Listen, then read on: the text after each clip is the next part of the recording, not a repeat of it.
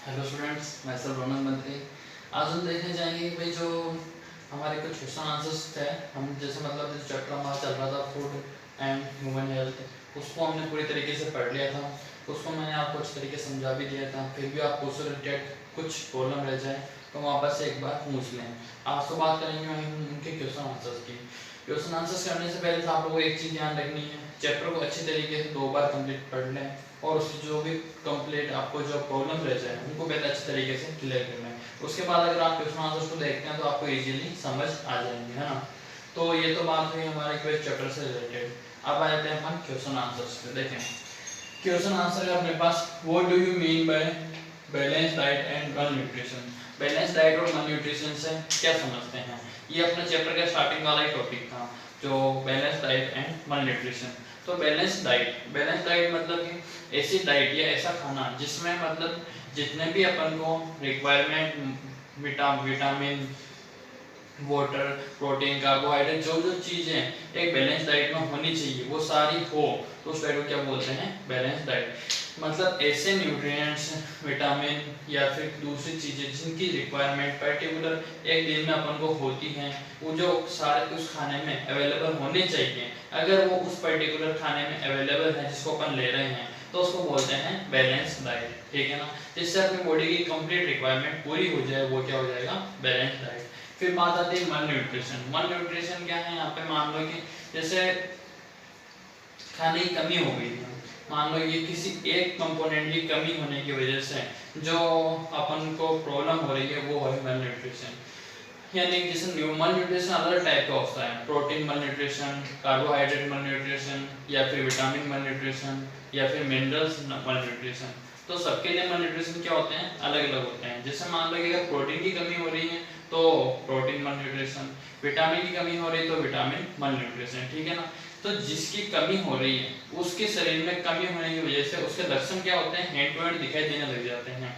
और उसके लक्षण अगर आपको हैंड टू हैंड दिखाई दे रहे हैं तो इसका मतलब क्या हो रहा है कि भाई उस शरीर उस चीज या उस विटामिन या उस मिनरल की अपनी बॉडी में क्या हो रही है, कमी हो रही है। तो उसको अपन को बाहर वाले किसी सोर्स से अपन क्या करना पड़ेगा, उसकी रिक्वायरमेंट बॉडी के अंदर कंप्लीट पूरी करवानी पड़ेगी। ये हो जाता है मल न्यूट्रिशन। ठीक है ना।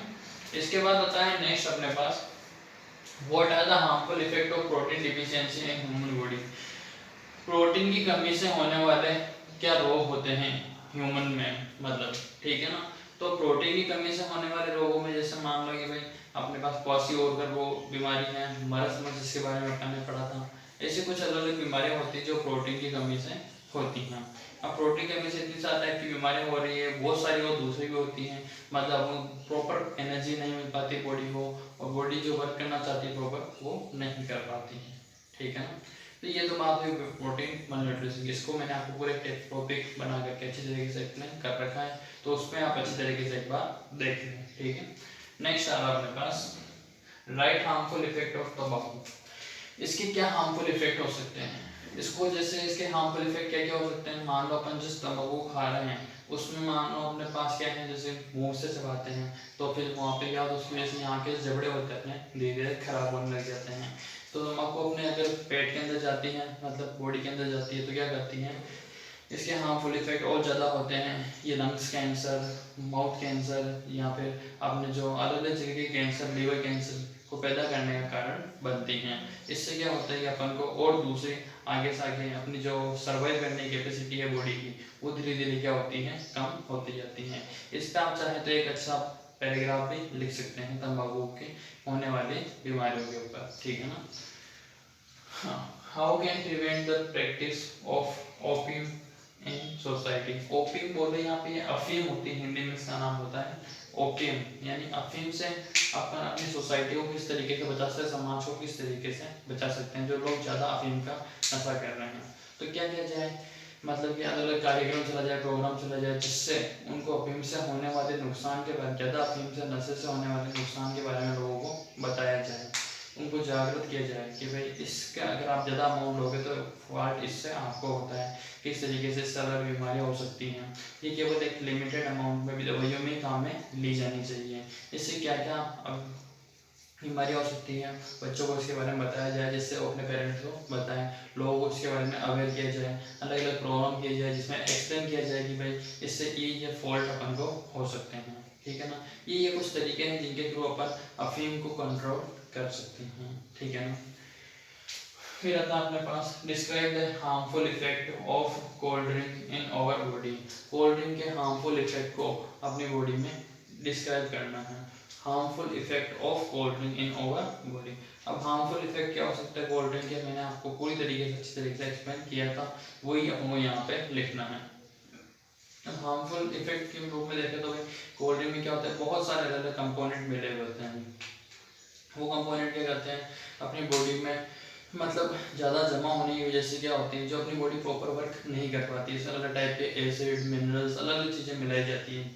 कुछ की तो रिक्वायरमेंट अपनी बॉडी में होती भी है, बट कुछ की रिक्वायरमेंट नहीं होती है, मतलब इनकी संख्या अगर अमाउंट ज़्यादा हो जाएगी अपनी बॉडी में तो फिर क्या होगा, ये अपन को क्या करें, अपनी बॉडी को क्या करेगी, नुकसान पहुंचाएगी, हार्मफुल इफेक्ट डालेगी।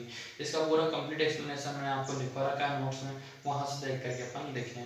और इसके अलावा मैं आपको इसकी जो पूरी कंप्लीट सॉल्यूशन की पीडीएफ है वो आपको प्रोवाइड करवा दूंगा, ठीक है। Right an article on adulteration in food products. खाने वाली जो चीज़ें होती हैं उनमें जो मिलावट हो रही है उसमें अपन को एक आर्टिकल बना करके लिखना है। आर्टिकल मतलब कि एक लगभग अपन को एक पेज लिखना है जिसमें क्या है कि भाई अपन मिलावट अलग अलग तरीके से किस किस सब्शन में कैसे हो रही है, उससे क्या हार्मफुल इफेक्ट हो रहे हैं, उसको किस तरीके से कम किया जा सकता है, उसके बारे में कंप्लीट एक्सप्लेन करके एक आपको चार्ट बना करके कॉपी में समझाना है, ठीक है ना। मैंने आपको बताया था मिलावट किस तरीके से अलग सब्सटेंस में हो रही है, उनके बारे में आपको लिखना है, ठीक है।